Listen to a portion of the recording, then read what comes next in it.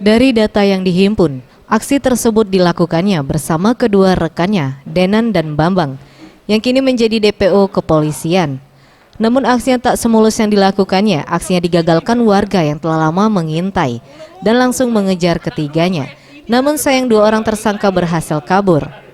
Kapolsek Ilir Barat 2 Palembang, Kompol Agus Herudin mengatakan, tersangka Ebit ditangkap berkat adanya laporan warga. Berbekal informasi tersebut, pihaknya langsung mengamankan tersangka beserta barang bukti peralatan yang dipakai tersangka untuk beraksi.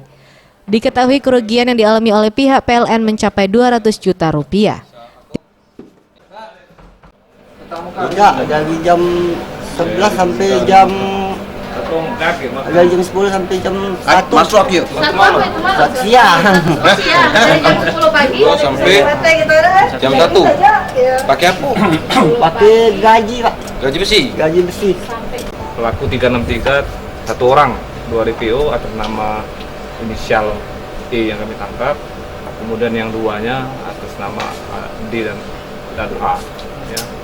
Jadi pelaku ini ada informasi dari masyarakat sehingga ada anggota kita, kemudian dari yang lain juga yang telah diamankan ini.